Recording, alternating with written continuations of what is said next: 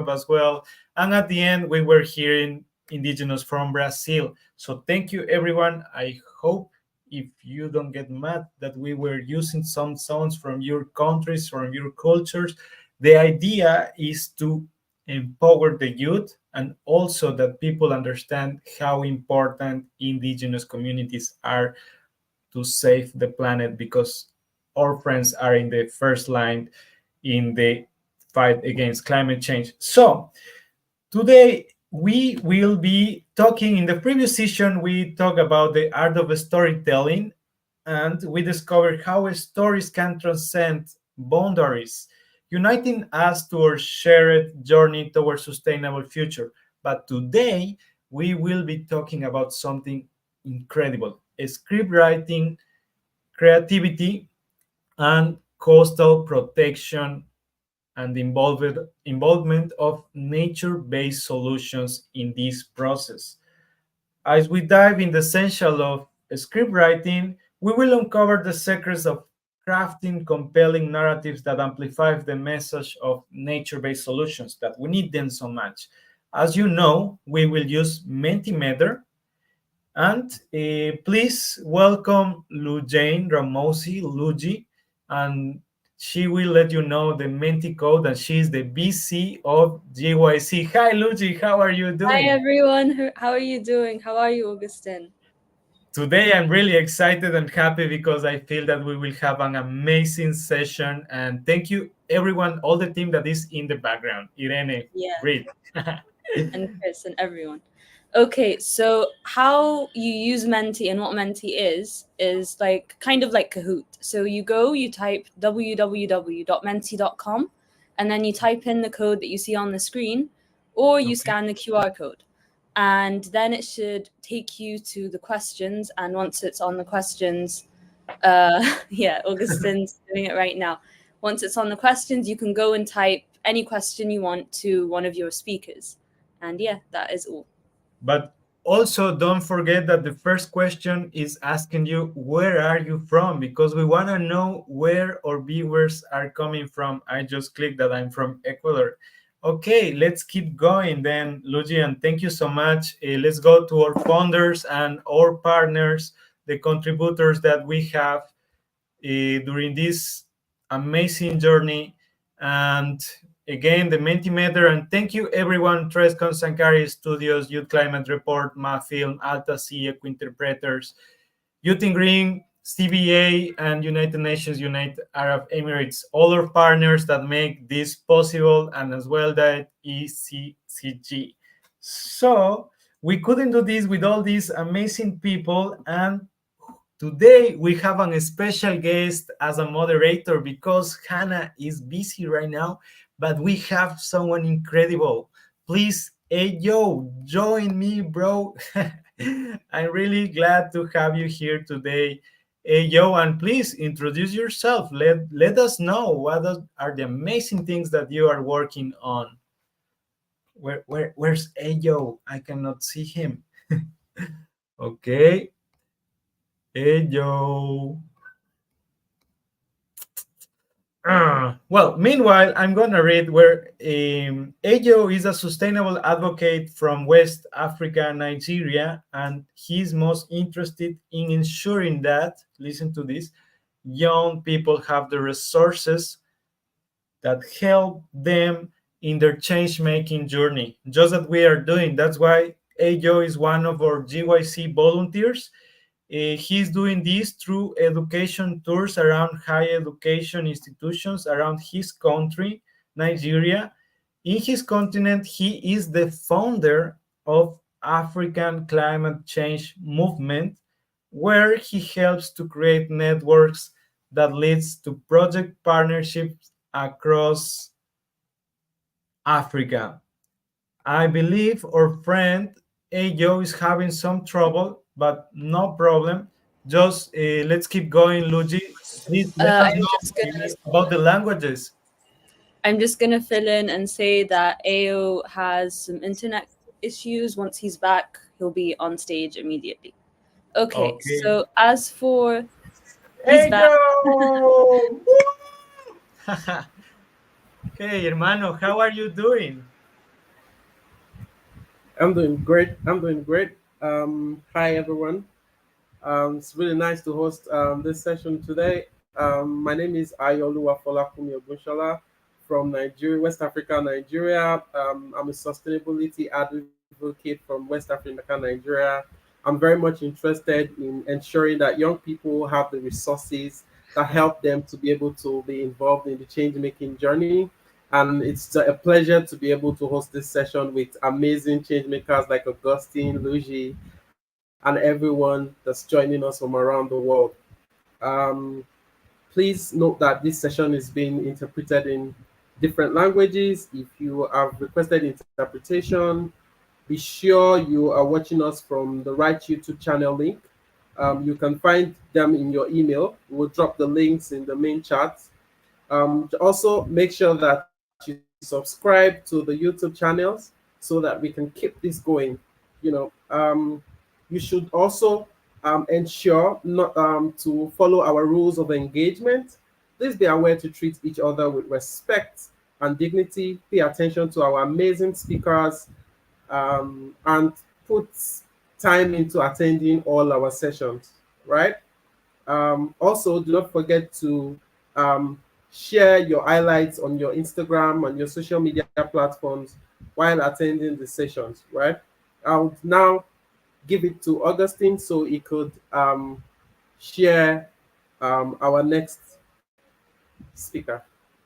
Yeah, we were seeing our great broadcaster Chris on the background, and yeah, just let's as now I have to talk about our social media accounts. As you know, the Global Youth CO, Reeforesting for Peace. You can follow us. Please get a screenshot right now.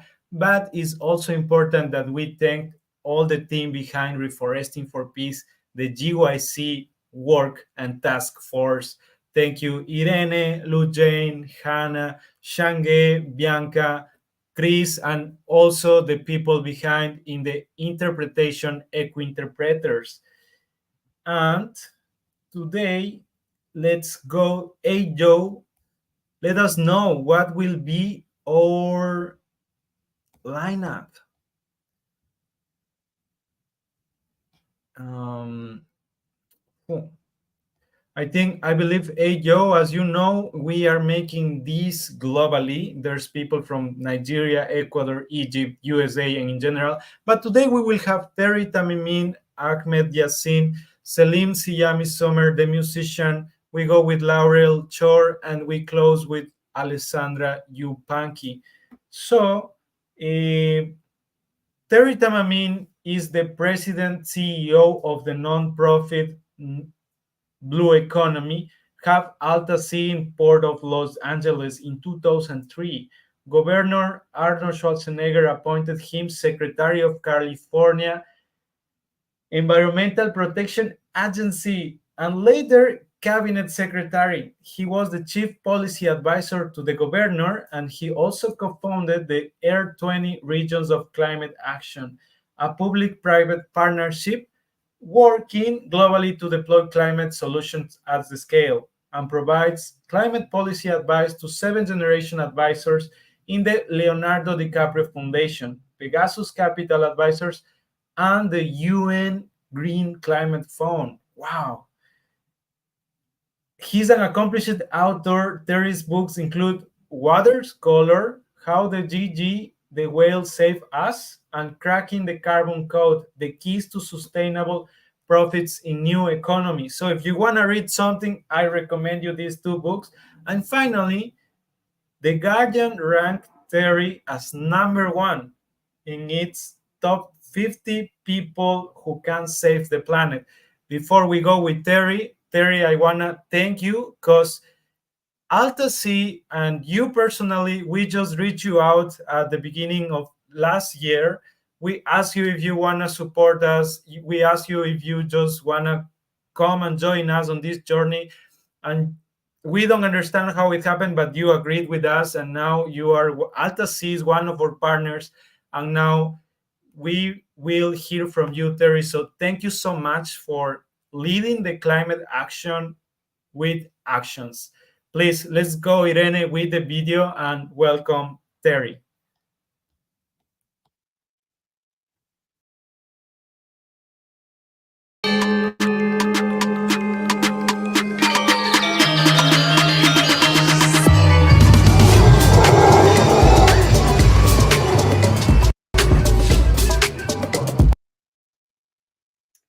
Thank you. I hope everyone can hear me. And good morning from Los Angeles, sunny Southern California. Good afternoon to those of you in other time zones. Thanks so much for inviting me. I really appreciate the work of the Global Youth Coalition and all of its participants joining together today. And it was a pleasure to say yes to becoming a partner, because obviously we've got to pass the torch to the next generation and get them engaged in solving the problems that our generation and those ahead of us created in the first place. But today you're gathering to tackle a very big subject: protecting our coasts with nature-based solutions. Now, I've lived all over the world, the United States, Australia, Nigeria, Europe, Brazil, and more. And I worked on these topics with California Governor Arnold Schwarzenegger, as you heard, with Leonardo DiCaprio and building his foundation and his philanthropy in these topics.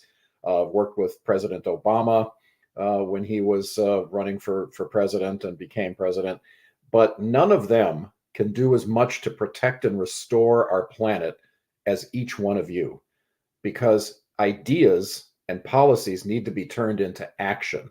And that's where each of us comes in. So first of all, let's ask ourselves, does something as vast as the ocean and its thousands of miles of coastlines need protection? Well, let me share a story that highlights what's actually at stake. It was a chilly January morning in the coastal waters of Los Angeles, California, about 25 years ago. A newborn gray whale was discovered flopping around in the surf, looking hopelessly for its mother.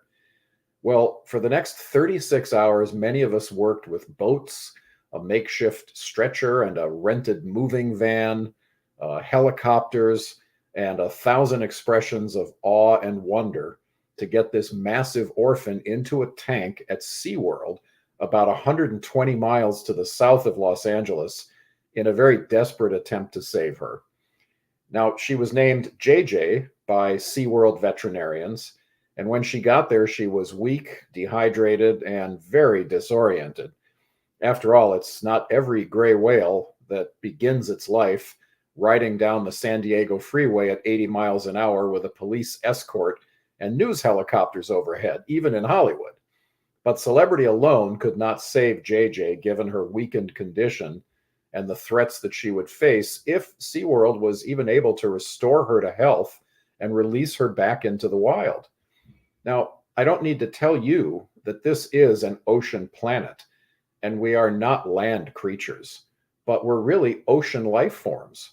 Our bodies are mostly saltwater.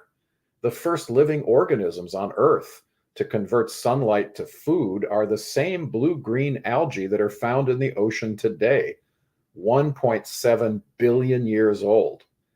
And just 900 million years ago, the first sex and reproduction took place in the ocean among sponges and jellyfish. So life and the basic way it's created and destroyed hasn't really changed much since the dawn of time, until the dawn of a very different time, industrial humans. Well, how have we changed the ocean in the last 100 years or so? Let's look at an indicator like salmon for the answer. Prior to World War II, salmon was so plentiful in California and in the West, it was called the poor man's steak, employing thousands of people in a billion-dollar industry. Well, today, the salmon catch is less than 5% of that, robbing us of something much more profound than a great meal in our favorite restaurant. And as you know, salmon spawn in freshwater streams that don't have the resources to grow the juveniles to anything approaching their massive adult size. So the young fish swim to the ocean and miraculously transform their body chemistry from freshwater creatures to saltwater. And there, in the ocean wilderness, they can spend years hunting in the endless bounty of the sea. And then as huge adults, they return to the streams that they were born in and repay their own genetic debt.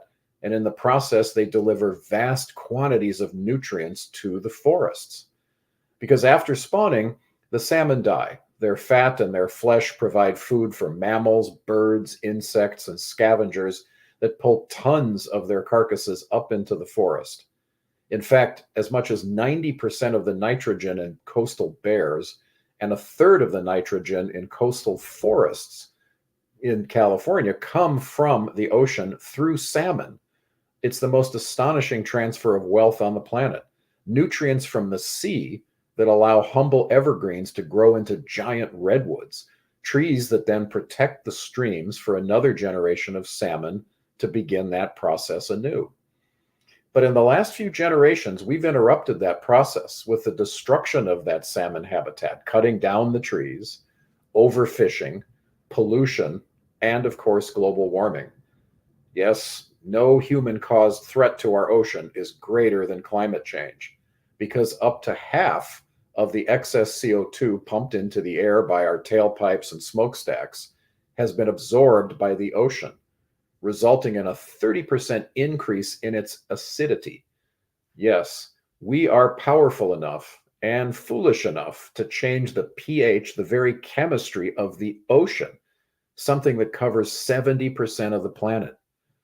The result is, call it global osteoporosis. Shells can't form in more acidic water. Coral is bleached. Everything dissolves, suffocates, and dies, except the ocean's version of cockroaches and simple algae. We endanger clams and oysters and lobsters and crabs and large sea creatures, which shellfish is their dietary staple, notably seals and otters and walruses. And most worrisome of all, this is killing plankton and the amphipod crustaceans that sustain mighty whales and big and small animals. In fact, JJ, that whale we rescued, I mentioned earlier, should live to 70 or more years of age, but will likely starve to death by the age of 50, just 25 years from now, because of this pollution-based destruction of her food source. Already, gray whales are found washed up on Pacific coast beaches, emaciated and dead in record numbers, decades ahead of that prediction. Well, these changes are not always easy to see. But like salmon, there are indicator species that give us warnings. Common clams are smaller than ever, quite literally disappearing before our eyes. And we will suffer from that loss, because protein in a common clamshell has been found to cure cancer. Where do we go when these are gone? Now, former US Vice President Dan Quayle said, "It isn't pollution that's harming the environment. It's the impurities in our air and water that's doing it." Yep, he actually said that. But Shakespeare was more poetic. He said, "There is a tide in our affairs which, taken at the flood, leads on to fortune, but omitted, and all of life's voyage is bound in misery and regret." And I pose to you that we are afloat upon such a sea at this moment, and it's our only generation, yours is really the only generation, that can see this tide and shape our future before it shapes us. And despite the dark picture I've just painted, I'm really here today to say that we can solve these problems. I believe we can do better. We are better than this. So how do we harness nature herself to restore our oceans and coast and all that those things do for us? Well, I'll give you 3 examples. First, we can fight for more MPAs, marine protected areas. I met with the fishing community of La Paz, Mexico a few years ago, and they told me that when conservationists proposed an MPA in their fishing grounds, they opposed it. They feared it would prevent them from making a living. But after just 2 years of creating the MPA, the fishing outside of its boundaries was better than ever. The fishing boats and the crews also got more work as guides for tourists and snorkelers during the off-season of fishing. And the hotels, restaurants, and the tourist services have grown exponentially in the tiny town of La Paz. So now fishers and the whole community are the biggest supporters of the marine protected area. Another example is taking place at AltaSea in the Port of Los Angeles, where, as you've heard, I'm the president and CEO. We have researchers there from leading universities that are showing how to grow kelp and other seaweed and bivalves like mussels, clams, and oysters on ropes floating in the coastal waters. And that can soak up carbon and start to reverse that acidification. Also gives us a lot of food and fuel and pharmaceuticals and other things you can extract from kelp. And that gives the ocean the ability to pull more carbon out of the atmosphere and reduce global warming. One last example of how nature can restore our planet and tackle climate change is from a project that I supported with funding from the Leonardo DiCaprio Foundation. The African nonprofit Adesso replanted several acres of mangroves along a degraded coastline in Somalia. With the help of 200 women farmers, it sequestered over 3,000 tons of CO2 in just the first year of planting. Those mangroves now serve as the nursery for over 100 species of fish and crabs and other ocean animals that have tripled the catch of local fishers. Those mangroves have also protected the villages from the ravages of more intense storms and floods that are the direct result of climate change, so everyone along the coast benefits. So we can make things better by restoring our coasts and oceans. And perhaps the clearest evidence that we can do this comes from that story of JJ, the orphaned whale I told you about. Hundreds of volunteers came together that day to rescue her, people from all walks of life, all ages, all backgrounds. They checked their egos, their politics, their agendas at the beach, and they dove in quite literally to save a creature in dire need. We can do so again for our oceans and for ourselves. By the way, JJ survived a year in captivity, and several months after her release, she was seen swimming northwards in the company of other gray whales. So I wrote this book called Watercolors, as you heard, How JJ the Whale Saved Us, because it's a great example of the fact that she can make it, so can we. Well, just as we've made a conscious decision to save JJ, we're also making an equally profound choice of whether she lives a full, normal life or whether further ocean degradation will starve her prematurely to death, and whether the quality of our life for our children is at least as good as it is today. Well, remember, the planet doesn't care if we're here. 90% of all the plant and animal species ever to exist on Earth appeared and disappeared before the arrival of industrial humans. The planet will do fine without us. We're not trying to save the planet. We're trying to save ourselves. So let's get busy. If we restore our coasts and oceans, we will restore and protect the many lives that depend on it, especially our own. Thank you now. I'll be happy to answer some questions if there are any, and I really look forward to continuing to work together with all of you.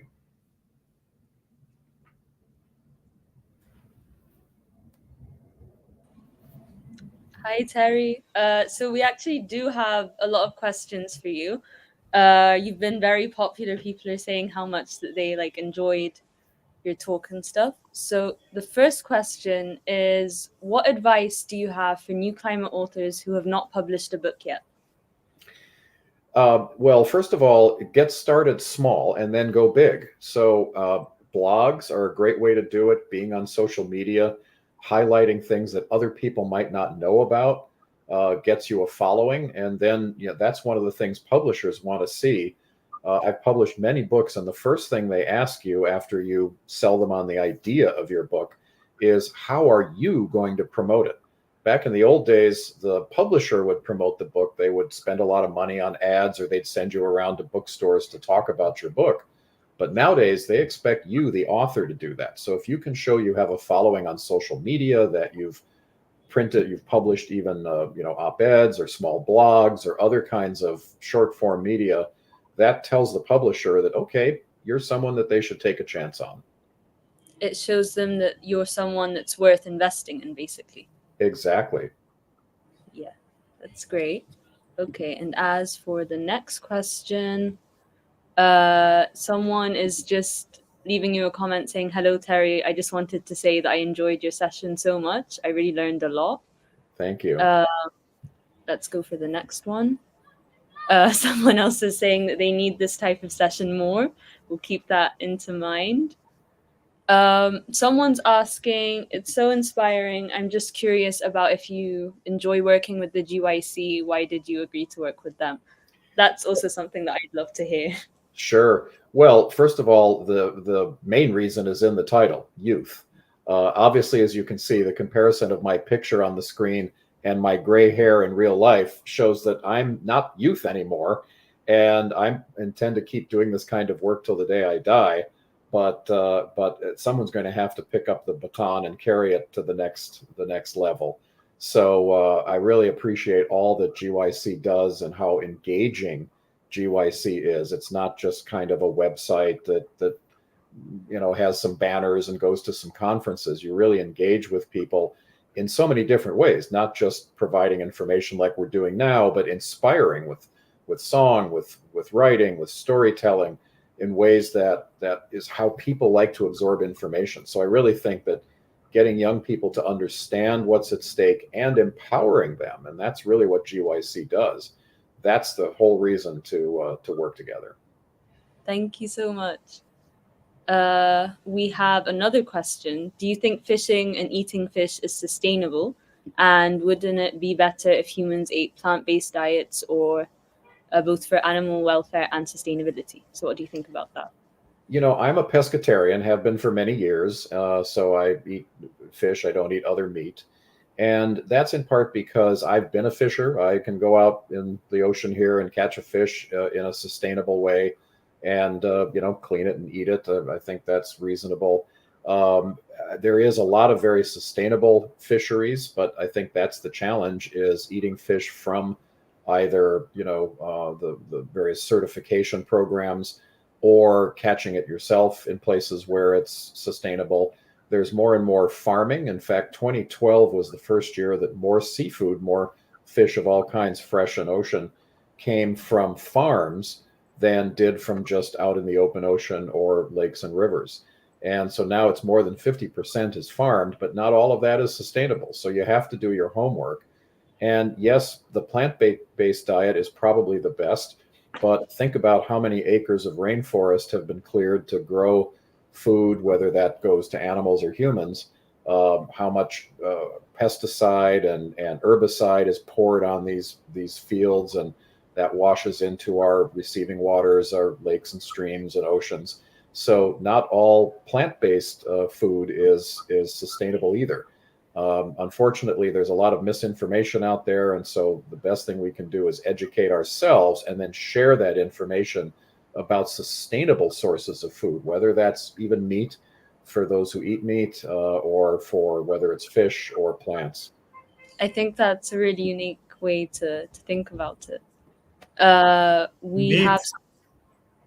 No, sorry, Logi, to interrupt, but we are trying to go with the time because we want to respect the other speakers' time. But we can also send you, Terry, the questions if you want to your email, and if you have some time, you can respond. But actually, Terry, with GYC, we are working together with Rivet, and there will be in the next weeks a challenge. So if you are there right now hearing, and you want to decarbonize the shipping that is also involved in protecting the ocean, you should follow our social media, also my Instagram, estoy.agustin, and you will have the chance to get a prize of $2,500 as the first prize if you have an amazing project that push the decarbonization of the shipping process of the company that we are collaborating with. Is a global company that is trying, Terry, to get involved with the youngsters. They have some projects in coral reef. Also, they ban plastic from their ships,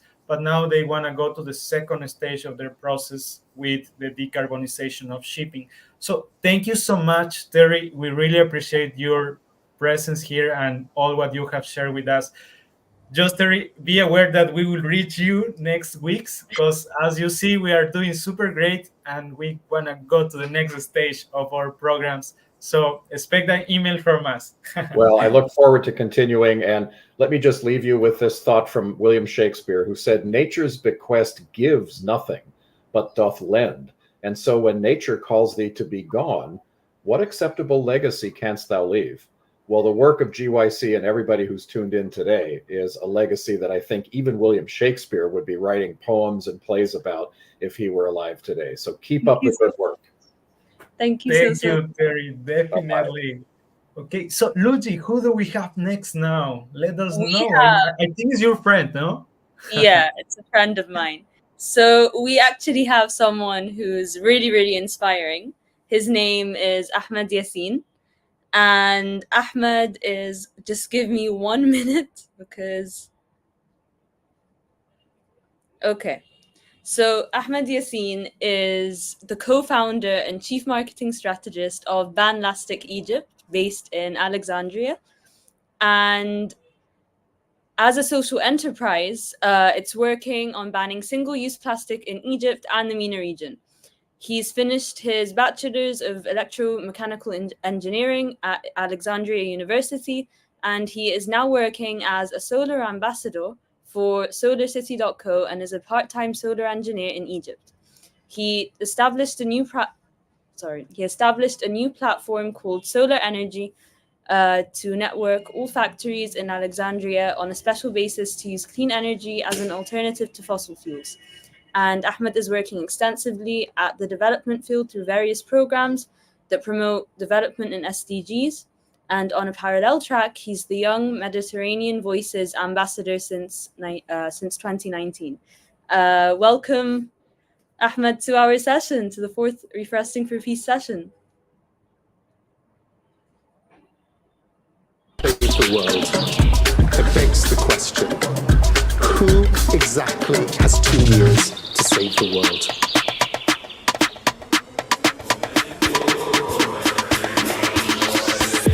The answer is every person on this planet.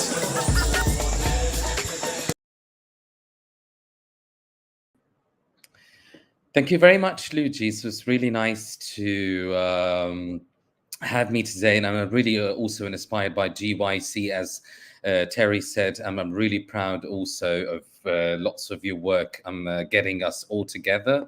I'm really inspired by Terry's talk. I'm really proud to see things happening also. And maybe it's not just the younger generation, all generations are involved in this. So I'm really happy also to manage to witness this. So thank you very much for having me today, and good morning, good evening, good afternoon to all time zones. And I know it's we're talking globally, so I'm very happy to say so. So I would like to introduce myself. I'm Ahmed Yassin, co-founder of Banlastic Egypt, and also working in the European Union Generation Program, which is called EUGIL Connect, to connect the neighbor south, also in climate issues related to the Mediterranean. Also, I've been working in different development programs, but I'm going to be focused on a very, very what we say is a very, very bad and we have to say triggering issue. Is called the single-use plastic problem. And also I'm coming from Alexandria, Egypt, which is one of the most vulnerable cities in Egypt to the single-use plastic problem and climate change issues. And this is why we've established and co-founded with another great two co-founders the Banlastic. And Banlastic is a combination of two words. It's ban and single-use plastic, which is lastic. And we've invented this word just to change the mindset of the people about one of the problematic pollution, which is coming from the single-use plastic. Single-use plastic, and why we've been working on this. Single-use plastic is one of the pressing issues, and plastic lives, we can say, almost forever. You know, one single-use plastic bottle lives for more than 400 years. So we cannot really even live to witness its biodegradation.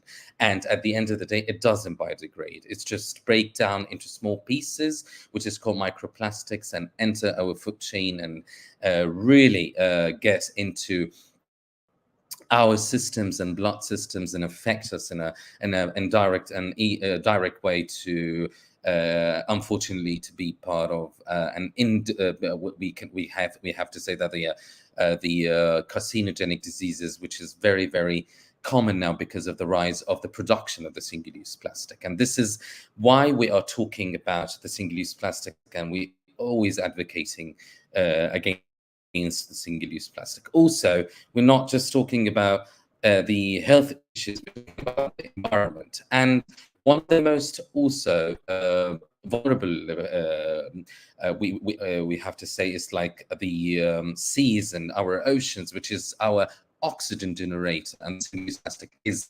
killing ecosystems that are producing our oxygen. So our oxygen generators are declining because of this enemy. We call it the shiny monstrous enemy, and it's used to be our friend 20 years ago, but it turns out to be a vicious enemy which will affect us in every sense of the way.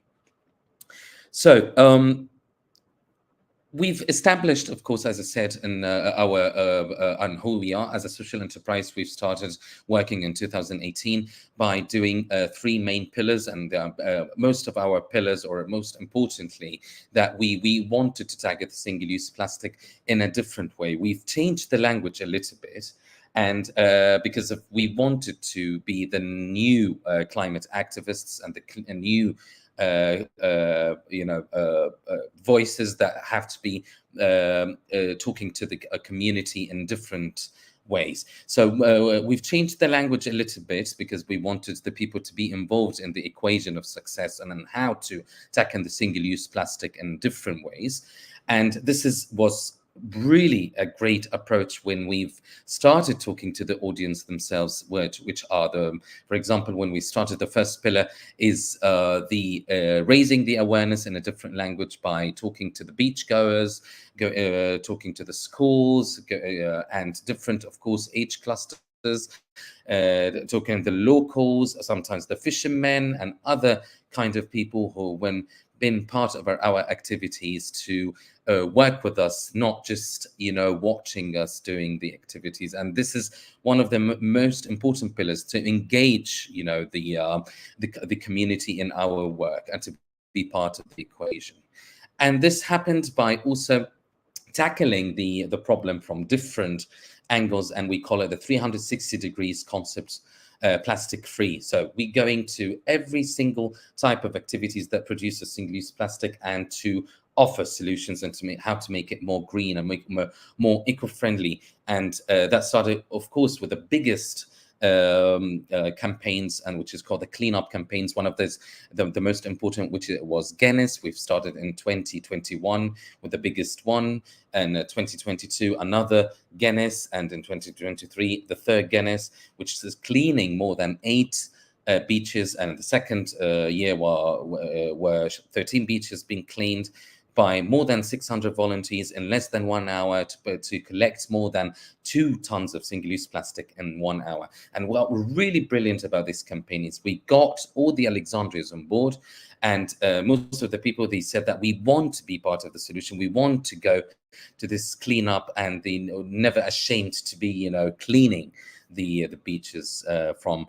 the single-use plastic. And this is one of the greatest campaigns, because I've seen all ages, all people, all backgrounds. It's just not, the youth, or not the young people, or not the old people. Everyone was involved. Even the government, and somehow were really involved to, make it easy for us to go to all of these beaches at the same time. And it was especially in the eastern part of Alexandria when we started. And in the third year, we've cleaned more than 3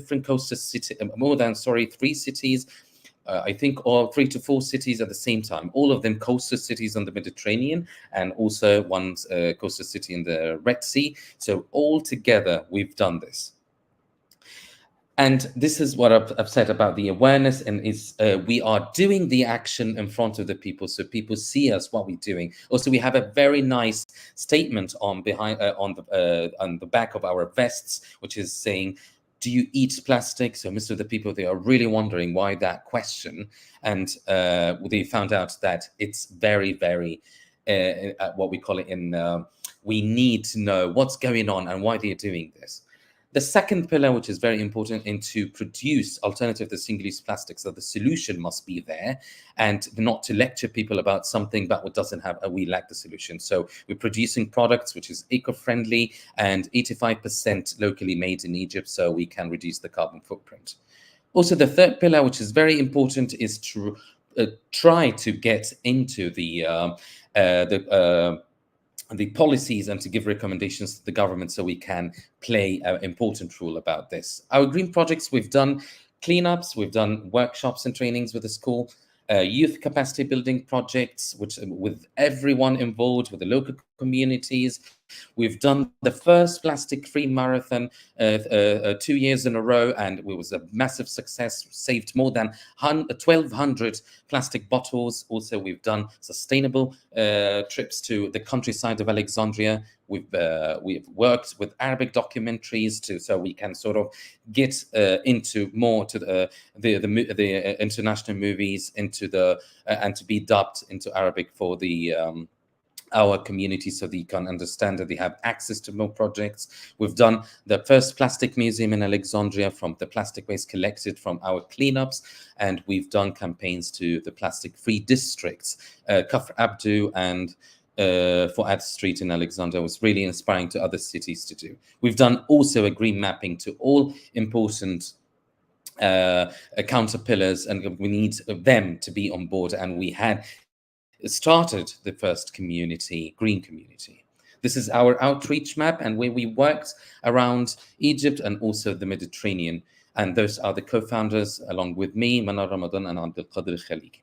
So this is our highlights, and I'm really proud to be giving also any insights or answer any questions related to Banlastic and our activities, also to other projects related to the single-use plastic problem.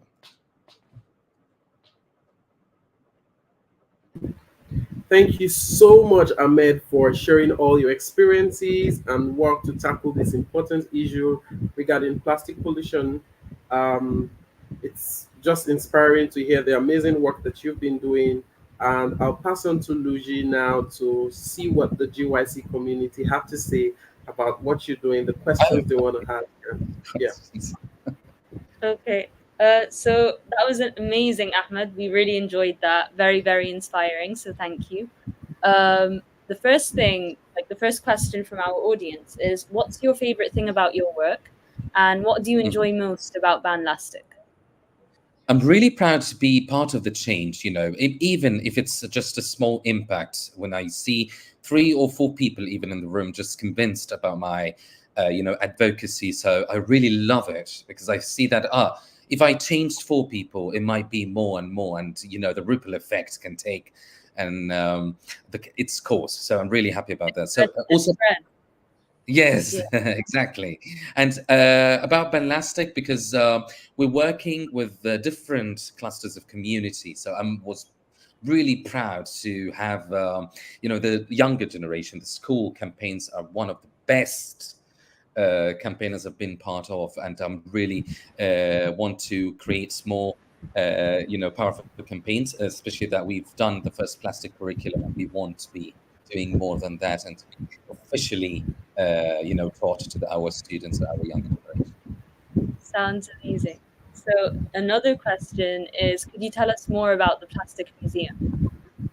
Yes, in a nutshell, Plastic Museum is the idea came up after we want to work with artists to showcase the plastic problem by the waste that we've collected from our cleanups. And one of the best things that we've seen fantastic creative ideas to showcase such a problem, and also to do some structures related to that. And it was an inspiring idea because it was picked up by the news, and most of the people wanted to do it also in other countries. And we had a really good partnerships about it. That sounds really, really cool. Thank you. Another question is, okay, where I live, the cheaper produce unfortunately comes in plastic packaging. What can we do to change this? I think this is really inspiring. Yeah, it's a good question. No, continue. Yes. Yes, very important question, of course, because I wanted to say that eco-friendly packaging now, it's easy than ever because technology is taking place.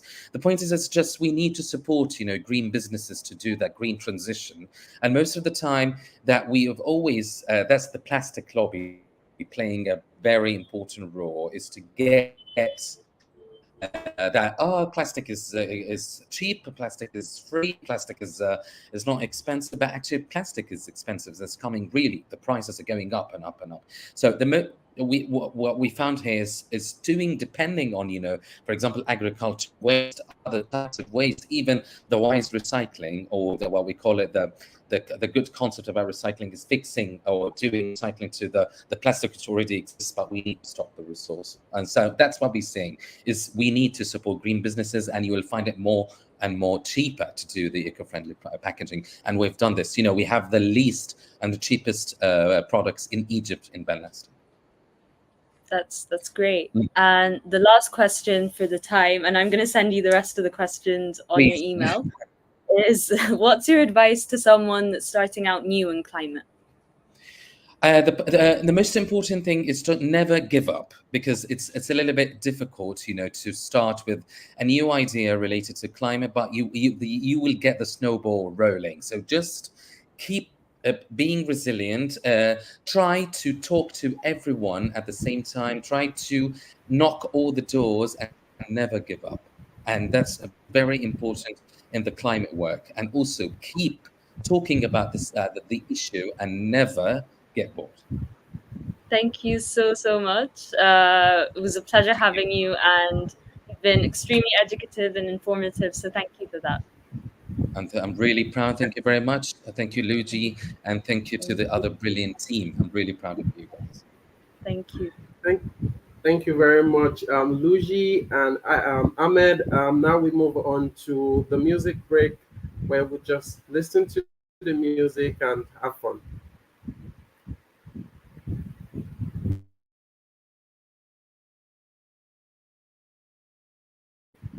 Chance to make greenhouse gas emissions tumble.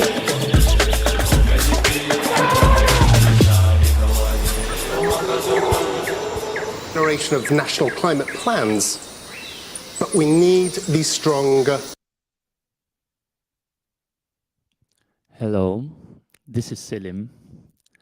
Welcome to the Music of the Plants. I want to thank you for being together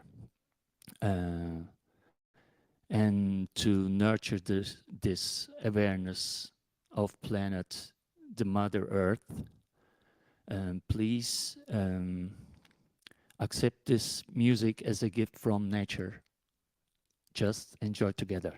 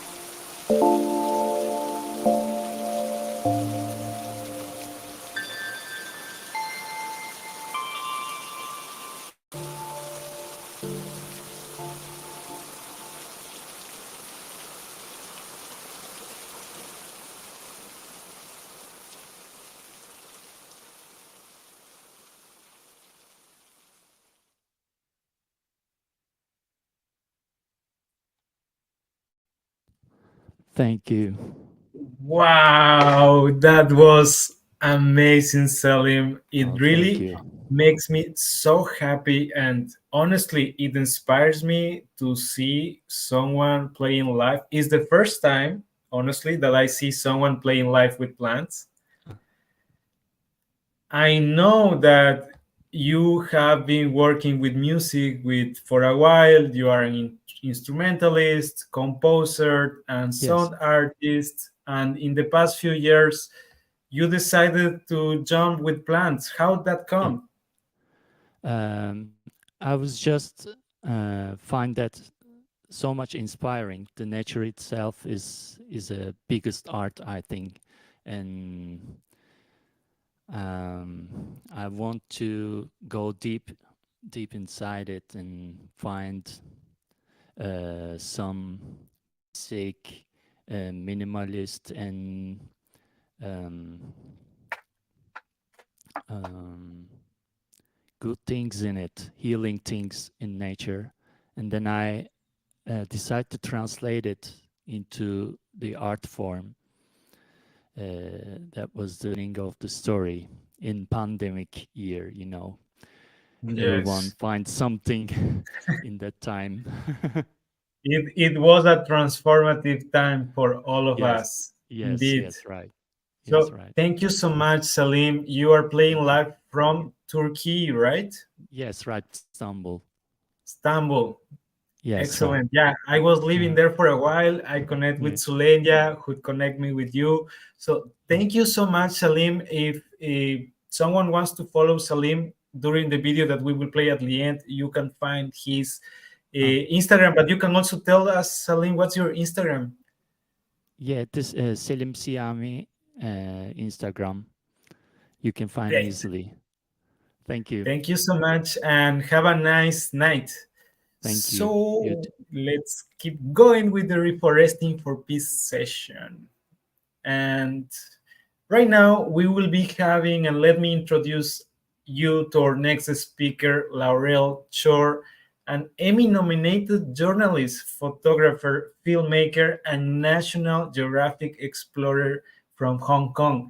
Her works examines the relationship between people, nature, and society, and how they are affected by transnational issues such as conflict and climate.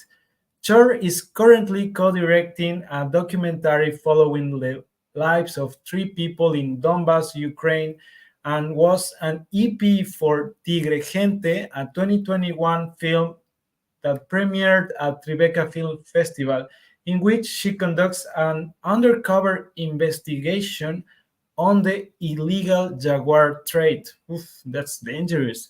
She was honored for the 2020 IWMF Anja Niedringhaus Coverage in Photojournalist Award for her coverage of the 2019-2020 Hong Kong protest, and her work has been recognized by the Overseas Press Club of America, Society of Publishers in Asia, and Times Top 100 Photos of the Year. She has a master in biodiversity conservation from the University of Oxford, our partner, and is an accomplished rugby player, having represented Hong Kong in the 2017 Rugby World Cup.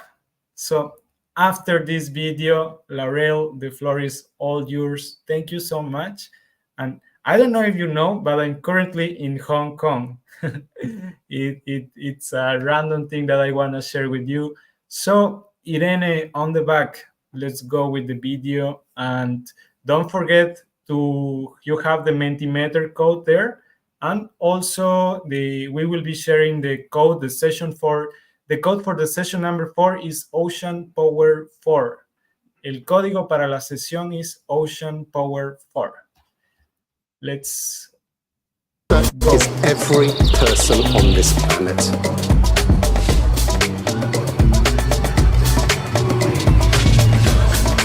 We still have a chance to make greenhouse gas emissions tumble.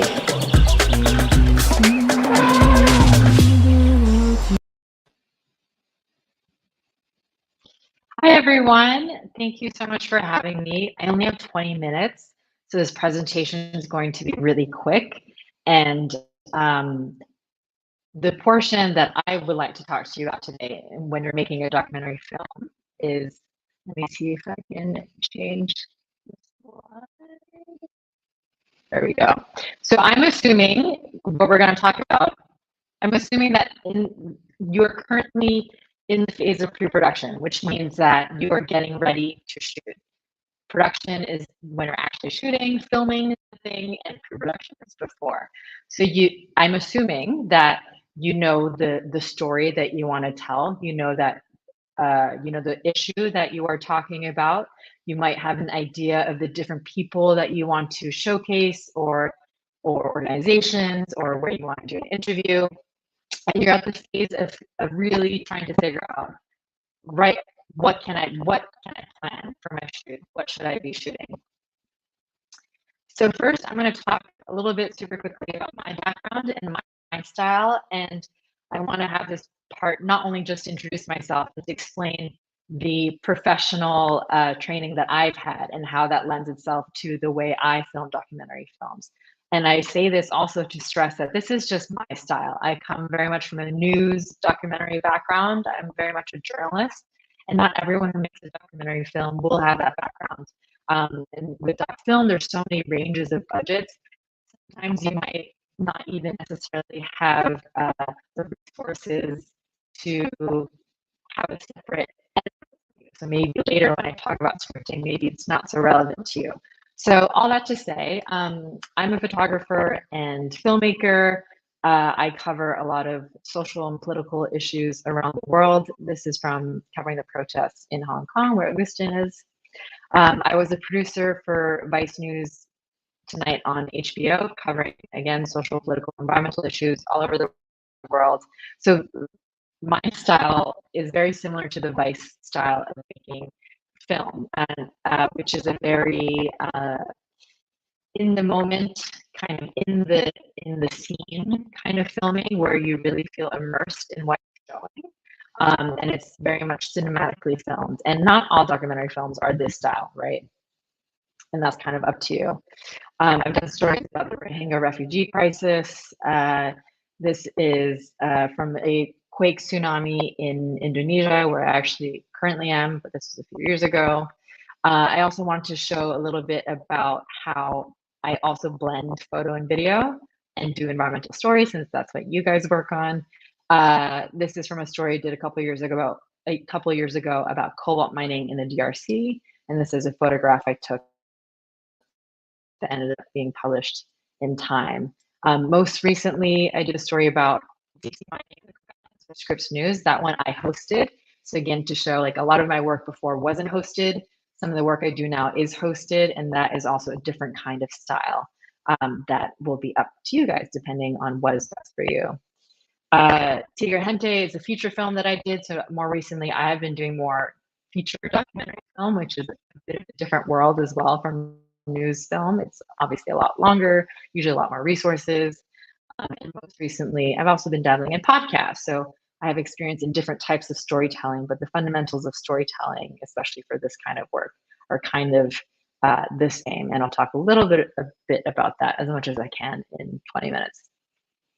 This is a documentary that we filmed in Ukraine. My main project now is in Ukraine. This was a short film that I filmed with my colleagues earlier on in the invasion. And now our main project is a feature documentary with 3 people. And I still also do my photography out there. So the first thing that you need to figure out when you are planning your shoot, you have this story that you want to film, and you're like, okay, you're sitting down at a table, what do I do next? The first thing that you need to figure out are the different elements in your piece, right? Whether it's 5 minutes or 10 minutes or 12 minutes, your documentary isn't just going to be one piece, right? It's not just going to be one interview. It'll probably be an interview with several people, or it'll show different locations to tell different parts of the story, right? What are those different parts? You need to figure that out. As a journalist, I call these elements beats. Beats, just think of them as mini stories. At every wider story consists of smaller stories, right? You know, when you do an interview with someone, for example, you're telling a little story about them. And then when you go to maybe a protest scene, you're now telling a story about this protest, right? And together, all these different little stories help to illustrate the wider story. But you gotta make sure that there's a purpose to each beat or element, right? You need to really think about, what is this beat saying? What is this adding to my film, or what I'm trying to say? And generally, any story or beat, you know, you'll have a who. Who are you talking to? What are we talking about? When, where are we? Situate us in time. Obviously, it's often usually going to be right now with documentary.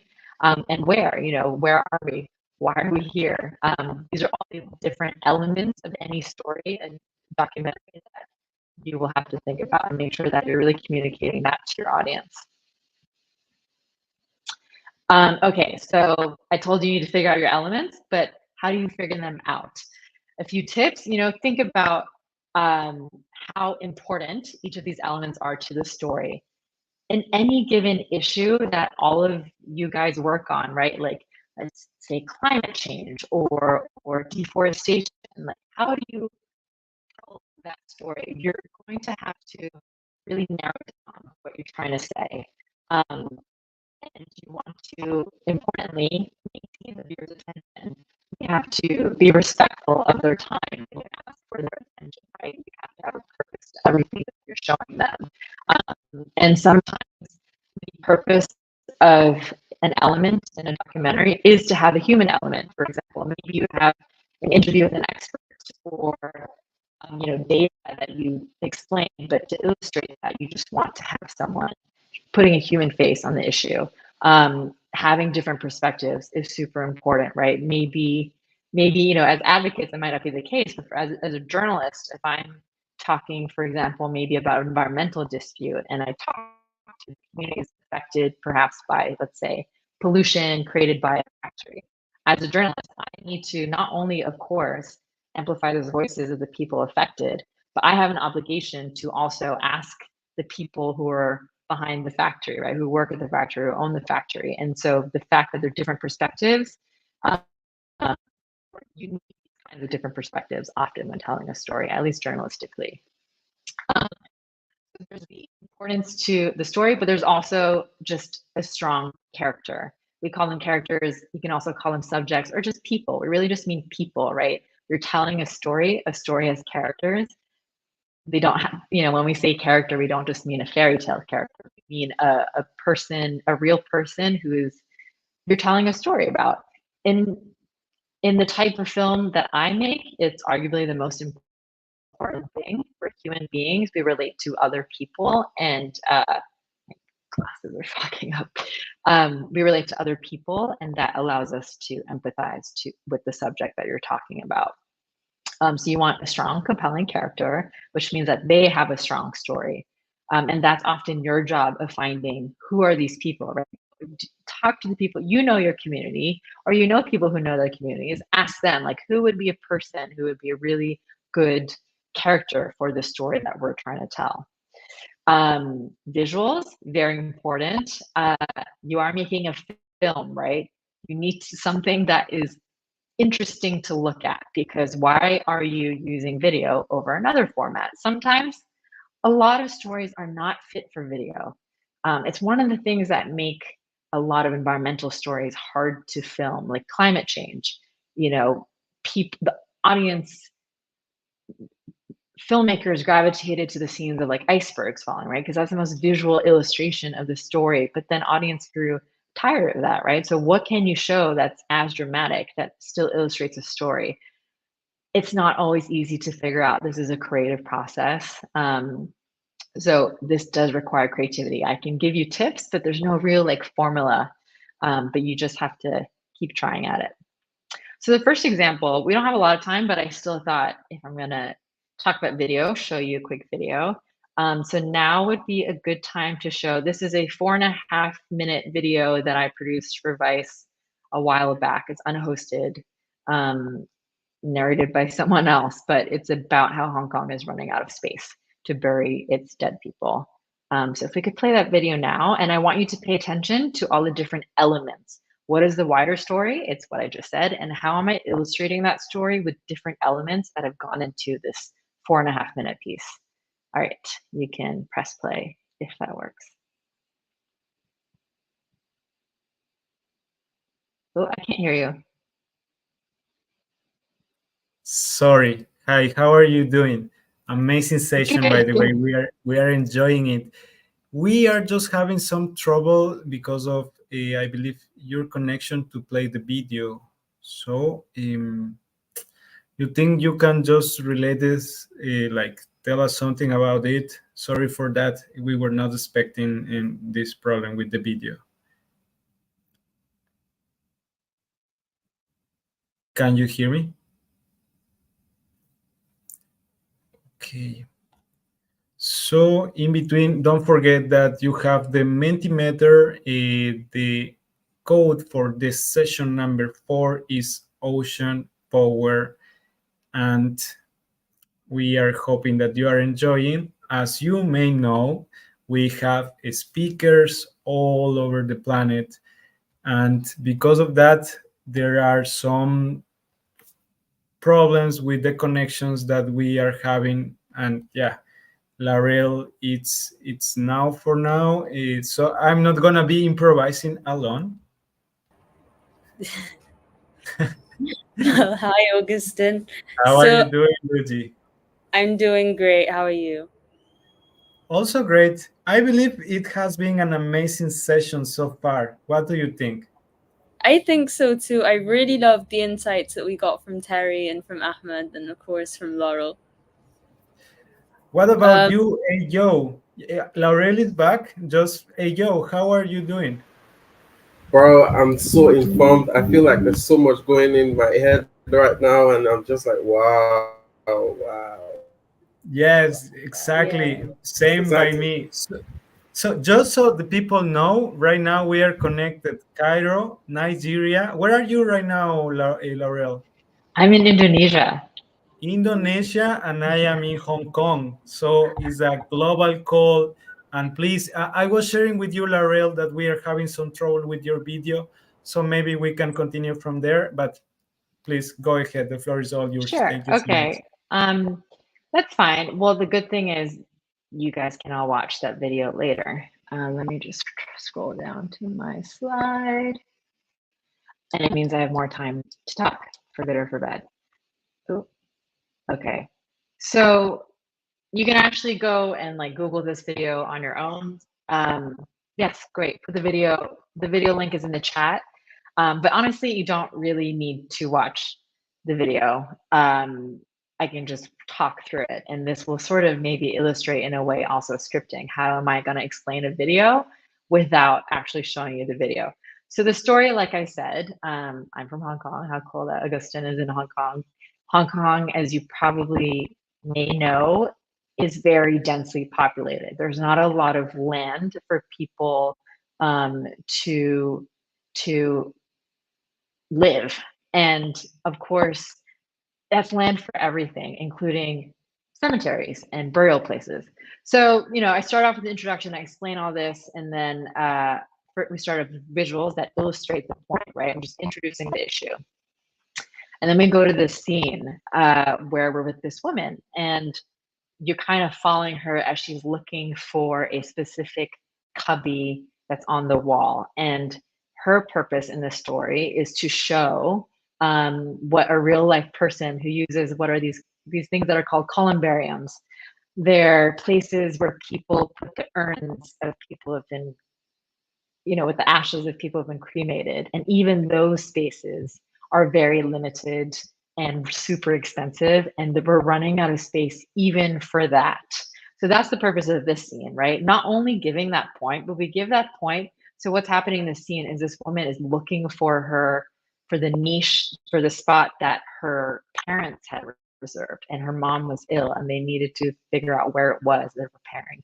In the end, she was actually fine. But this is, we could have just said this on screen. We could have had an expert say this, right?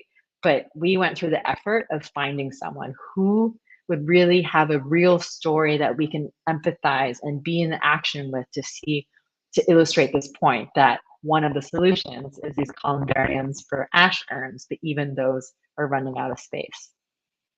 So the next person we go to right now, we're in a different location, we're with a different person. She has a different story. And her story is that because she hasn't been able to find a spot to put the urn of her relative who had passed away, she had no choice but to keep the urn in her house. And this illustrates how the problem is actually affecting people, right? How does this problem illustrate in a real person's life? And we can see we're actually in her home.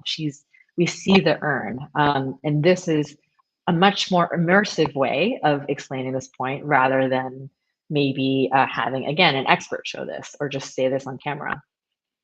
Next, we show people actually scattering ashes at a cemetery. So one of the solutions that the Hong Kong government came up with is for people to scatter the ashes, and Hong Kong being very regulated, they have these plots, these tiny plots in cemeteries, and maybe it's changed since then, it's been a few years, designated places where they spread ashes because you're not allowed to spread them anywhere. So it's like this little small park where everyone's dumping ashes. But that is one solution they had to this problem of not having space to bury coffins or even to put urns. Next, we go to this guy, and he has come up with a solution. It's an app. It's a virtual reality app that projects using your phone screen the tombstone of your design in the location that you want as an alternative to having a physical place where you can go and pay your respects to your deceased loved ones, because that's really important in Chinese culture. And this guy basically came up with the technological solution. So we have this guy to illustrate that, right? And what he's doing is he's actually using the app in a park. So I don't think I have that much time left, so maybe I'll skip example 2. But so example 2 was just me going through another video, the one about cobalt mining, and showing you again all the different people and places and stories that we featured in order to tell different elements of the story. And some of those elements don't necessarily have to be like things that you film, right? It could be things using footage from YouTube. Make sure you check copyright and all that. It could, this screenshot that I'm showing now, that is archival. We didn't go and film a Tesla show. That is just something we pulled to illustrate how cobalt's being used in electric car vehicle batteries. We have this interview with a person who is the president of a mining co-op. I speak to a mining contractor from China to illustrate how a lot of these mines are Chinese owned. And this is a person who was willing to talk about the corruption involved as a person who is actually a miner himself. So I could keep going. So you can see all these different stories. This piece is longer. This is in 17 minutes. So there's a lot more space for more elements, right? Or beats. And if you're doing like a 3-minute video, which is probably if you're doing it for social media, you wouldn't want it really much longer than that, right? You might only have time for 1 or 2 beats. Hi, Laurel. Oh, yes. Well, you know what? That was a good place to end, if that's where we have to end. I'm good that I chose the right time. So I'm just gonna say, for me, like, that was amazing. I enjoyed everything that you said. We sent everyone videos on the YouTube chat that's being live streamed, so they have the videos. And now we're just gonna go with the questions, if that's cool with you. Okay, yeah. So the first question we have is, how did you manage to deal with the pressure as working undercover, and how can we as youth do something with such an impact? Yeah, good question. Yeah, going undercover can be stressful. I think this sort of answers your second question too, but sort of with time and experience, I realized that one of my strengths is handling stress and fear well. And that is, when I did a lot of those undercover projects, I was really young and had no experience. The one thing I knew I could do was pretend to be a young Chinese girl shopping for wildlife products. I knew I could do that, right? And I knew that I could handle that situation and that I had some of the language skills as well. So firstly, yeah, I think managing the pressure, I just happen to be good at it. I know that's not a very helpful question, but it's also practice and experience, right? And at the end of the day, you're just interacting with people. Would you and say yeah. that you can fake it until you make it, basically, when it comes to handling stress? Yeah, of course, of course. I mean, handling stress really is just looking not stressed, right? You have to be stressed. Of course you're stressed. But and the second question, how can you? I was young. I was super young when I first started doing my first undercover project. I think I was 23. So just figure out what your strengths are. And a lot of the time, your value added, even if you don't have the skills or the experience, is bravery, right? You have that. You have bravery and you have willpower. You can do a lot of things with that. I love that. So another question is, when and how did you decide that climate conflicts are going to be your scope, the thing that you want to do? So climate and conflicts, I honestly only recently was finally able to express these things, so succinctly, climate and conflict, because the range of stories I've done and still do is super wide. But I think for me, I feel very lucky that I have the opportunity and the privilege to be able to cover what I think are two of the biggest issues facing humanity right now. I think obviously it's climate change, and on the other hand, it's not just conflict, but all the ways in which people on this planet are being oppressed. And I think certainly we can't solve climate without solving the other and making sure we're all liberated, right? But on the other, and they affect each other. So that is sort of the focus that I would like to focus on. They're just the two things I think that are most important in the world right now. We have one question from us as the GYC. So our question to you is, how are you finding this program? And how do you see the GYC? What do you like about us? And if there are any... I think it's so cool that it's so international. It's super rare for me to see solidarity and cooperation across continents, and the fact that you're doing that and making it accessible is super cool and important and needed. I think that's my favorite part, how it's really forging bridges across young people who might not otherwise interact, but we're all fighting for the same thing. Thank you so much, Laurel. I actually have more questions for you on the Menti, but I'll send them to you on your email if you're cool with that. And we can of course. your Can I just ask something? Because I would really like to hear from you, Laurel, since you are working in conflicts and especially in what's going on in Ukraine and Russia. And you just mentioned how important is that we thrive together without mattering where are we from. So from your experience, what can you share to the youngsters that are hearing now? Because there's a lot of anger from different people, even in GYC, that they are from, people from Ukraine, from Russia, from Palestine, Israel. And what can you share with them to deal with this anger and to advocate for peace, climate and peace? Yeah, it's a hard one, right? I think firstly we do have to acknowledge that it is hard and stuff is scary and anxious inducing, and that's okay. And it's normal to feel that way. But on the other hand, I think anger means that you care.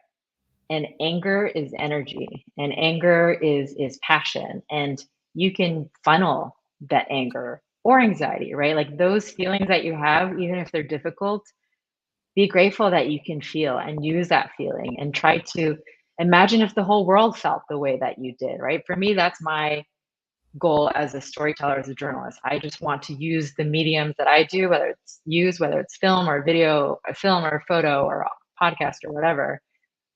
If I sincerely believe that if we can all just be a little bit better at feeling the way that other people feel, and if people are really passionate about important causes, we're also able to transmit that passion to other people, then we would make a lot of progress. Thank you for sharing that. So thank you, Laurel, for your time. Now we have to keep going. We have a second amazing filmmaker, content creator, and it was amazing to have you here. Again, I want to share, like, it was really a surprise for me to find out that you're from Hong Kong, because I just landed here last 7 days ago. I'm trying to understand Asian culture in general, because I believe that everyone must connect, and we have to break all these concepts. And right now, even like, because there's all these conflicts, it's even more important, at least for me, to thrive and to try to push this forward. And yeah, in general. So thank you so much, Laurel, for the job that you are doing, and it was an impressive session. Yeah, So, thank you for having me, and thank you for doing all of this. Yeah, no, thank you. So, hey, Joe, please let us know who is coming next. Thank you so much, everyone. Our next speaker is Alessandra Yupanqui, who is a content creator, an Andean activist, a TEDx speaker, a storyteller, and the co-founder of Sapiens. She is the first digital sustainability media from Peru for LATAM, and it's an amazing opportunity for me to introduce you guys to her. Welcome to the session, Alessandra Yupanqui.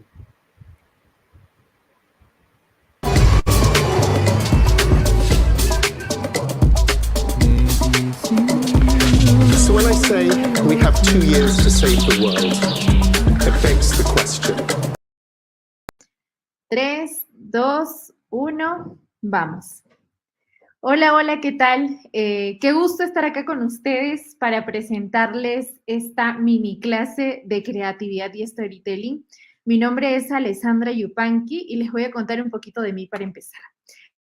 Resulta que mi verdadero apellido en el documento de identidad oficial no es Yupanqui, sino Guzmán. Y esa historia no la hubiera sabido de no ser por mi curiosidad. De hecho, me enteré de eso preguntando a un tío en un almuerzo familiar.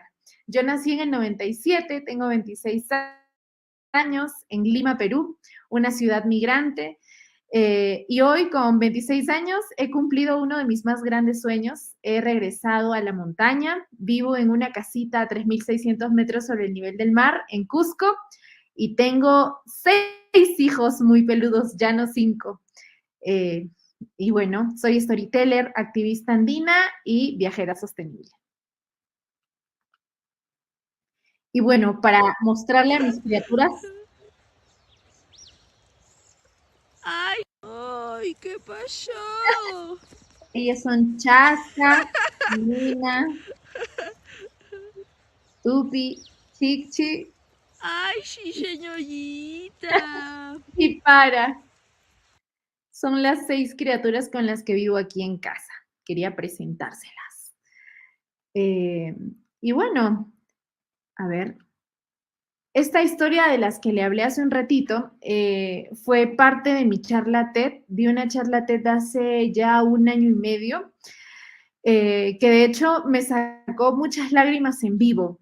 Hablar de mi abuela es algo que me conmueve muchísimo. Es una historia que me remueve las entrañas y con eso quiero empezar. De hecho, si la historia que quieres contar no te mueve un pelo, mejor no la cuentes. Y en este momento los invito a pensar en alguna historia que los mueva tanto, que los deje con las ganas de aprender de esta mini clase herramientas para poder contarla de la mejor forma. Y bueno, voy a empezar con la historia de mi abuela. Ella es Rufina. Ella nació en un pueblo que se llama Jatapalpapalpa, en una comunidad en Chumbivilcas, de hecho a 10 horas del aeropuerto de Cusco. Pertenece al departamento de Cusco, pero no está en la ciudad de Cusco. La historia de ella está muy marcada por el racismo, la discriminación, las brechas de acceso a educación y la violencia familiar. Y bueno, creo que es obvio que todos estos puntos me llenaron de enojo, ¿no? Y con esto quiero comentar que todos tenemos algo que nos duele, que nos enoja, que quisiéramos que todos sepan o que cambie. Y ese es el motor o el ingrediente principal para contar una buena historia. Pero no el momento. Pienso que de haber contado la historia de mi abuela cuando estaba yo llena de rabia y queriendo buscar a los culpables, tal vez no hubiera generado empatía en la audiencia, sino más bien una suerte de rechazo. Y con esto los invito a preguntarse desde dónde estamos contando las historias que nos mueven. Porque contar algo enojados, lamentablemente, puede hacernos caer en posturas polarizantes y dogmáticas. Y por lo general no es lo que queremos con la audiencia. Nosotros queremos que nuestra audiencia empatice con nuestras historias, no que se llene de rabia. Entonces, con esto les quiero hablar un poco de las etapas de emoción que yo he encontrado en una historia que me mueve, ¿no? La primera etapa, por lo general, es de enojo, ¿no? Yo pensaba, por ejemplo, con la historia de mi abuela, que habían víctimas y victimarios, que mi abuela era la víctima y el resto del mundo eran victimarios. Entonces, la primera etapa de emoción fue una postura dicotómica. La segunda etapa, en cambio, fue una postura de asombro. Al indagar mucho más en esa historia, me di cuenta que en el mundo no existen víctimas y victimarios como tal, no todo es tan blanco y negro. Muchas veces somos las dos cosas al mismo tiempo. Entonces me empecé a preguntar, ¿yo también habré sido víctima y victimario, por ejemplo, cuando sentí vergüenza de ella? Y en la tercera etapa, con un entendimiento mucho más amplio de la problemática, me di cuenta, pues, que toda historia tiene personajes con aparentes contradicciones yuxtapuestas. Y solo así llegué a la cuarta etapa, que fue el momento en el que yo sentí que estaba lista emocionalmente y con un panorama de información más amplio como para poder comunicar esa historia a una audiencia más amplia. Y bueno, este mix entre la pasión que te brinda ese primer impulso, que puede ser dolor o enojo, con una postura crítica de conocer ya el panorama entero, más ecuánime, son el mix perfecto para tener una gran historia, para empezar a escribirla. Pero bueno, esto con respecto a lo que yo he venido comunicando desde mi cuenta como Alessandra Yupanqui, pero en este punto de mi vida me di cuenta que no existen identidades ni relaciones humanas posibles sin un planeta sano. Entonces, fue así que junto a mi socio Jorge generamos este medio de comunicación que llamamos Sapiens, un medio que está enfocado en contar temas de sostenibilidad enfocados en estos tres grandes ejes que son planeta, cultura y ciencia. Nuestra idea con este medio fue democratizar la información en torno a la sostenibilidad, dando información que despierta e historias que transforman.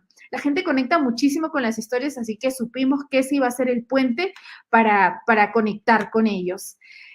Por muchísimo tiempo la sostenibilidad ha sido una temática conversada solamente entre entendidos, y nosotros notamos que son finalmente las masas las que tienen la capacidad de hacer cambios significativos en el mundo. Entonces, era importantísimo democratizar ese tipo de información.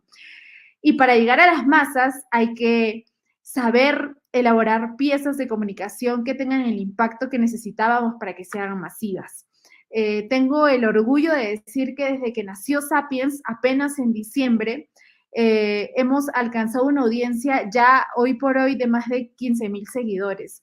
Hemos notado que la gente está interesada en estos temas, que está interesada en que le cuentes, por ejemplo, una historia sobre polillas, que quizás alguien podría decir, bueno, ¿eso a quién le interesa? Hay personas que les interesa, que están interesadas en eso, pero si sabes contar bien la historia.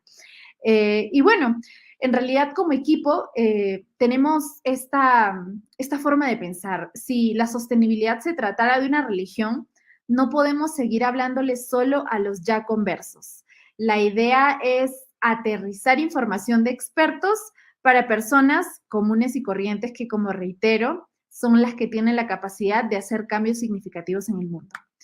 Y el reto con la comunicación desde Sapiens ha sido que lo pueda entender mi madre o tu madre, que la información llegue a las audiencias más inesperadas. No en sus países, pero en Perú sucede que tenemos grandes periodistas de investigación, pero que no pueden lograr comunicar sus artículos. Son periodistas que necesitan el poder de comunicadores que se dedican a la difusión para poder ampliar el alcance de sus piezas. Entonces, ese ha sido el reto. Y bueno, con esto los quiero invitar a que cuando ustedes estén pensando en que quizás con las piezas que ya han ido publicando en internet les está yendo mal, empiecen a compararse. En realidad, desde la experiencia que tengo como Alessandra Yupanqui manejando una cuenta que hoy por hoy ya tiene más de 200,000 seguidores, que pienso que es una métrica válida, y la experiencia que hemos acumulado desde Sapiens, nuestro medio de comunicación, nos hemos dado cuenta que la comparación no es mala en lo absoluto. Es importante analizar los casos de éxito de piezas que sí han funcionado en Internet. Y bueno, con esto les quiero hablar un poco de el proceso que tenemos nosotros para crear contenido desde Sapiens. Primero, bueno, nada se sostiene sin una línea editorial apasionante y clara. Sea cual sea el proyecto en el que estás pensando, te tiene que apasionar y tienes que tener mucha claridad porque, como siempre decimos, el que mucho abarca, poco aprieta. Hay que tener claridad de las cosas que queremos comunicar. Y bueno, con la línea editorial apasionante y clara, sobre eso hemos montado este proceso a grandes rasgos. El primero es que nosotros como equipo manejamos varios grupos en donde a diario compartimos información sobre la que nos gustaría reversionar o comunicar de mejor forma. Entonces, todo el tiempo nos estamos enviando data y estamos haciendo una elección de temáticas para la malla del mes. Como segunda fase, nosotros definimos formato. Hay formatos y formatos que te permiten contar historias más largas, como reels de 2, 3 minutos, hasta 6 minutos. Tengo la dicha de decir que hemos logrado posicionar en digital con más de 1 millón de reproducciones, videos de hasta 6 minutos hablando de ciencia indígena. Entonces, hay videos que pueden tener esa cantidad de tiempo y pueden ser bien digeridos si la historia está bien contada. Entonces, definimos el formato, si es short, si es carrusel, si es reel, y luego pasamos a la etapa de investigación. Primero definimos formato porque si el formato que hemos elegido para contar cierta temática es un formato carrusel y nosotros nos metemos una investigación de 3 días, es imposible procesarla toda en un formato tan pequeño. Entonces, tiene que haber coherencia entre la forma en que va a ser publicado y la cantidad de horas que el equipo invierte para poder desarrollar bien la pieza. Y ojo aquí, todas las piezas tienen que pasar por un minucioso contraste de fuentes. Y solo habiendo pasado estas 3 etapas del proceso, pasamos a la última, que es la elaboración del guión. Sobre eso hemos aprendido que la importancia del gancho es enorme. La gente no te va a esperar muchas veces 6 segundos para saber de qué va tu video. Necesitamos hacer un buen gancho introductorio para que las personas se queden intrigadas y lleguen hasta el final. También necesitamos hacer una narración llena de emociones y preguntas reflexivas, pero sobre eso profundizaremos en un ratito. Y bueno, los invito a romper los prejuicios en torno a las piezas que se viralizan en Internet.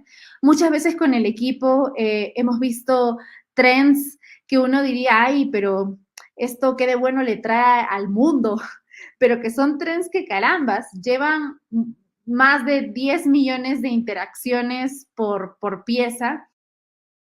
Es una locura. Los invito a no sentir prejuicios.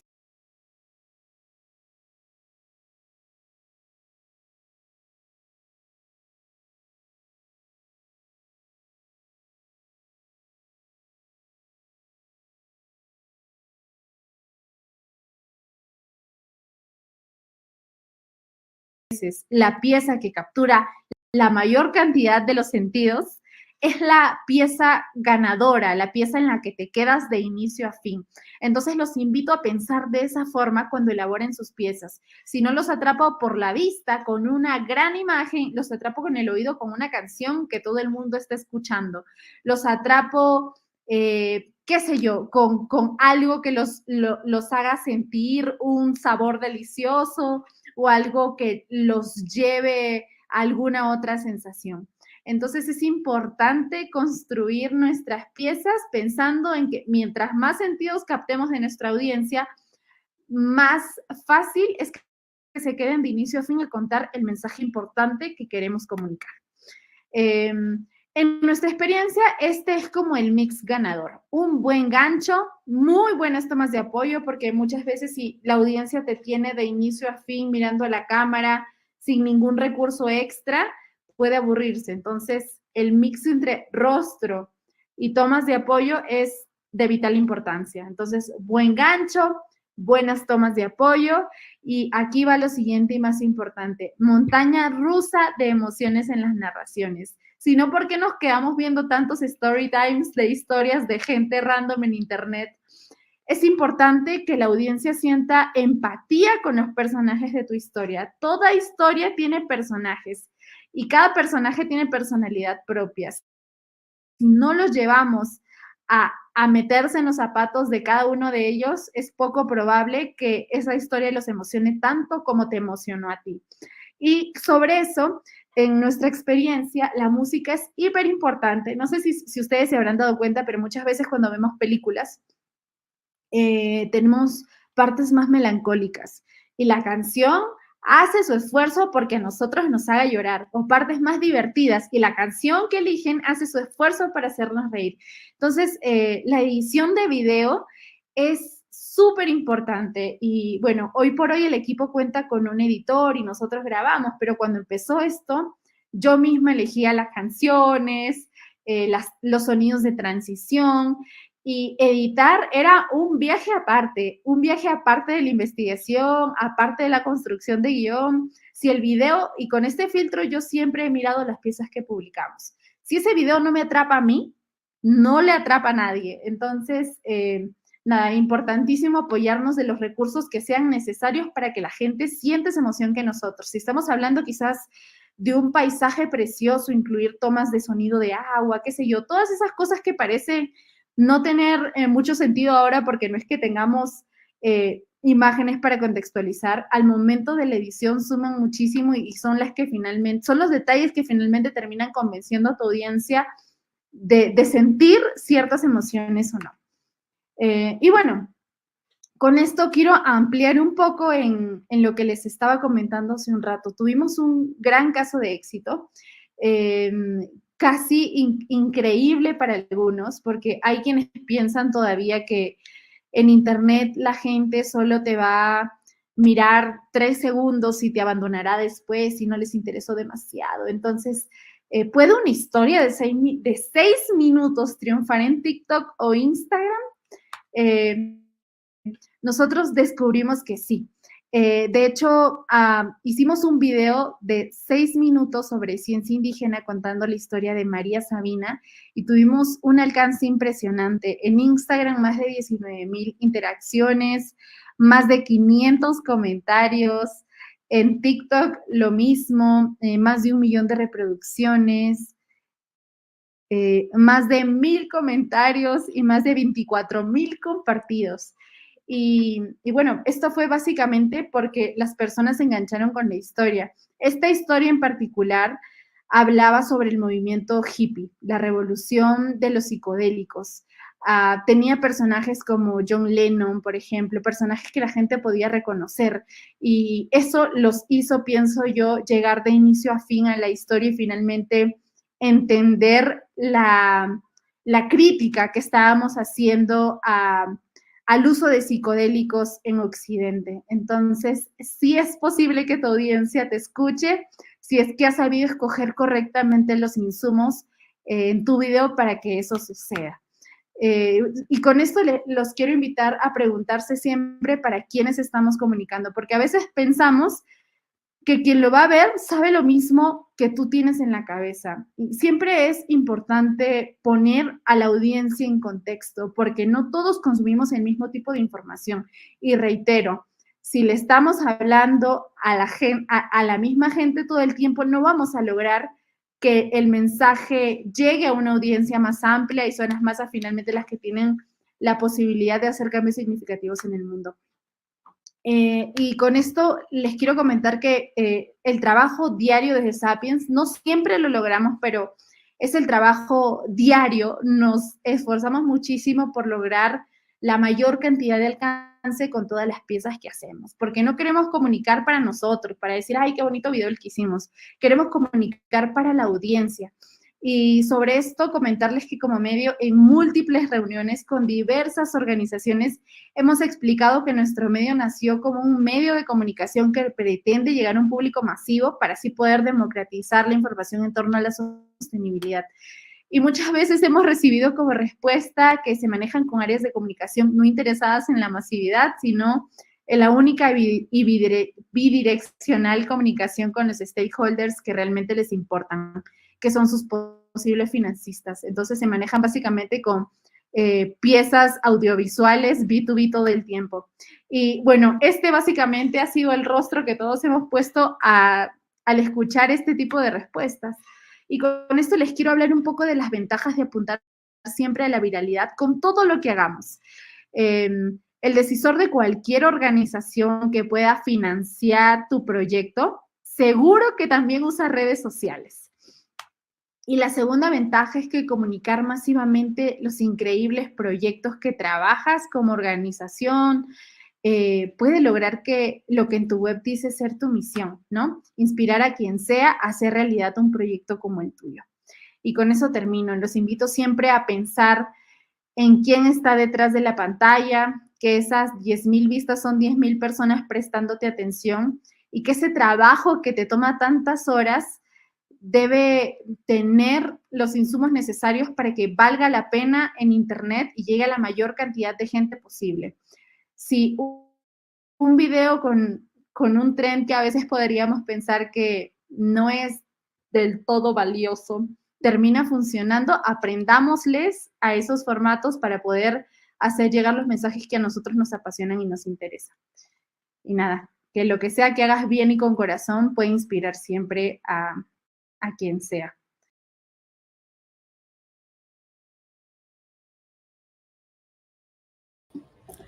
Hi, Alessandra, how are you? Hi, fine. Thank you for your presentation. It was lovely. Gracias por tu presentación, estuvo increíble. Ustedes. Sí. Gracias a ustedes por la invitación. Okay, so we're going to go with the first question.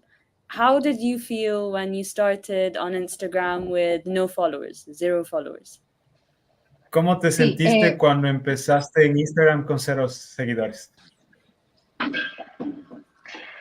Recuerdo que en realidad mi afán no era el de generar un montón de audiencia de buenas a primeras, sino más bien conversar con esos únicos 3 amigos que me seguían en internet, tener una conversación con ellos, jugar con ellos. Recuerdo que todo el tiempo abría cajitas de preguntas, respondía a las interacciones que recibía de mi pequeñísima audiencia, que eran básicamente mis familiares y mis amigos.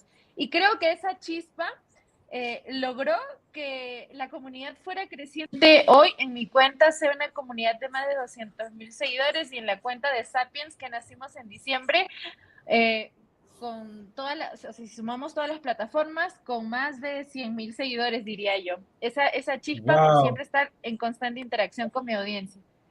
Alessandra, solo déjame traducir. So, people, Alessandra is sharing that how she was feeling when she started with 0 followers. And in summary, she shared that she was just opening Instagram to share with her friends. She was doing a lot of question box, and the process was so much that now she has 200,000 followers on Instagram, and Sapiens has in between almost 100,000 followers in summary. Okay, Luigi. This question is in Spanish, and I don't speak Spanish, so you guys go ahead. Ok, ¿piensas que es importante defender la naturaleza en la ciudad? Bueno, pues sí. De hecho, yo nací en la capital del Perú. Yo nací en Lima, que es una ciudad migrante. Es la ciudad que alberga la mayor cantidad de quechua hablantes de todo Y es una ciudad que lamentablemente cuenta con muy pocos espacios públicos que tengan acceso a naturaleza. Encuentras muy pocos parques zonales con áreas verdes. Por lo general, es una ciudad toda gris en el cielo y en la tierra. Todo el mundo en las urbes está esperando esas vacaciones para poder salir y tomarse su foto con un cielo impresionante, una montaña maravillosa o un mar espléndido, ¿no? Entonces pienso que eso es muy develador de que la gente en las urbes todo el tiempo está aspirando a áreas naturales, que son finalmente los espacios que nos corresponden. Somos nosotros animales también. Entonces, los espacios naturales son lo más real con nuestra biología, hasta diría yo. Okay, so Alessandra is sharing that she's actually from the capital of Peru, Lima, and even though that is the capital, there's not enough green zones in Lima, and this leads to the people to always expect to have this contact with nature, because at the very end we are also animals, and we need to have this natural contact with the environment. So, gracias por inspirarme. La siguiente pregunta. Gracias por inspirarme. Ahora voy a invitar a mi madre a hacer videos conmigo. Buenísimo. For the next question, someone's asking, how many hours do you invest per video? ¿Cuántas horas inviertes por video? Eso depende mucho del topic que elijamos a comunicar. Hay historias, como por ejemplo la de María Sabina, que literal nos llevó a explorar más de 10 libros, diría yo, entre artículos pequeños, libros completos, revistas, y había tanta información que obviamente el tiempo para procesarla fue muchísimo. Habían puntos de vista distintos todo el tiempo en cada una de las fuentes. Pero hay videos, por ejemplo, ahora desde Sapiens se nos viene una coyuntura a informar que recientemente se ha declarado como reserva natural el Mar de Grau, que es la zona norte. Y es una coyuntura que tiene puntos específicos a comunicar. Es decir, podemos hablar de que aunque es reserva natural, todavía se está permitiendo la pesca masiva o actividades petroleras encima, pero no es que demande una inmensa, que hay que leer 20 libros para poder comunicarla. Entonces, esto siempre depende del formato y la temática que elijamos para comunicar.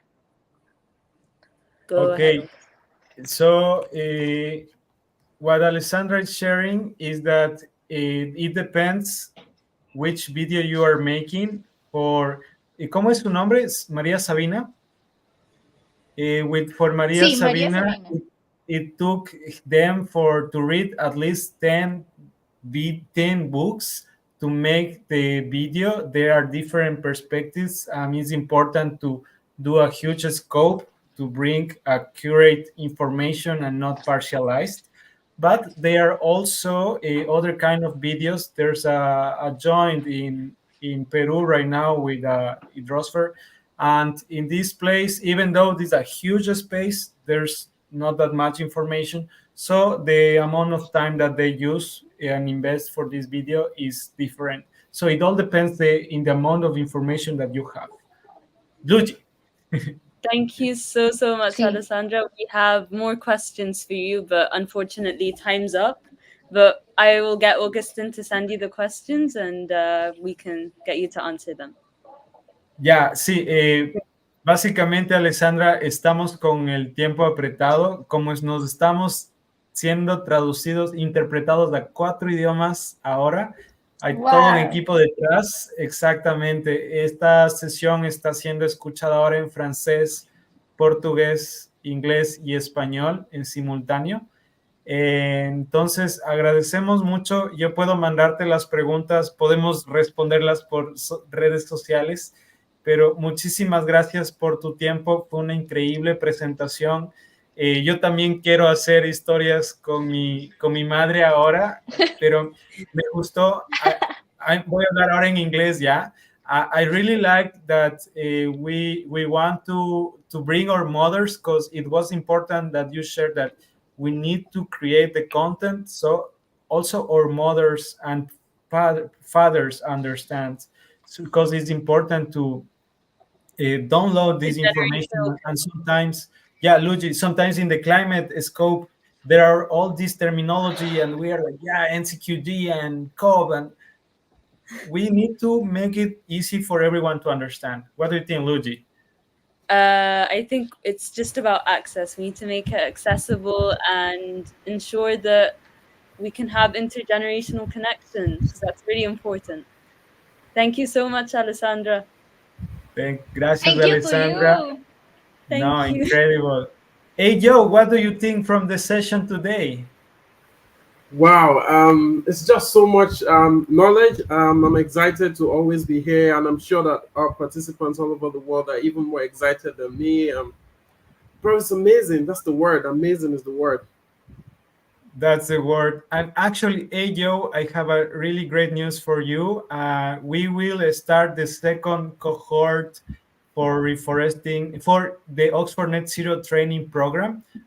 And I would like to invite you to be one of the GYC volunteers to join the team, so you can be part of the core team that will be making this project possible. I like how you are doing with GYC. And so please don't forget to join our Instagram broadcast channel to have the latest updates. And what is our social media, Ayo? Let make you a test for Ayo. Oh, so my you said what? Yeah, it's don't worry, Irene is like, no, but please, yeah, that's our social media, Ayo. If you can let them know our social media. Yeah, so our social media is on Instagram, we are the Global Youth _CO, and on X, we are the Global Youth _C, on LinkedIn, the Global Youth Coalition, and on TikTok is the R4PG Global. That's what's up. Yeah. And of course, if you want to use our hashtags, you could use hashtag GYC, hashtag R4P, and hashtag We Are One. Make sure you follow. It's so important. Exactly, Ayo. Thank you so much. Thank you, everyone. And don't forget, people around the world, we are literally one planet. This is Reeforesting for Peace, empowered by the Global Youth Coalition. See you next session in 2 Fridays. Ciao.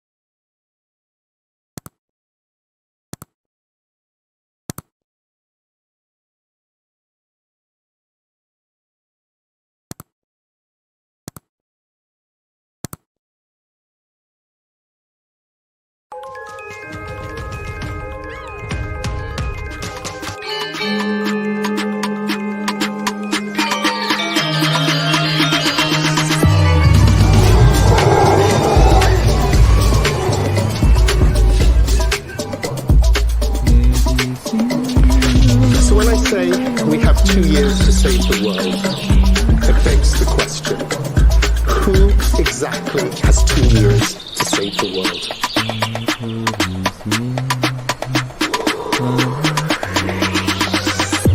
The answer is every person on this planet.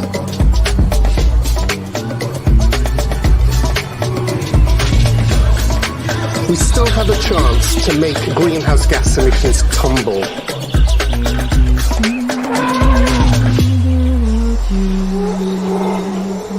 Generation of national climate plans, but we need these stronger plans now.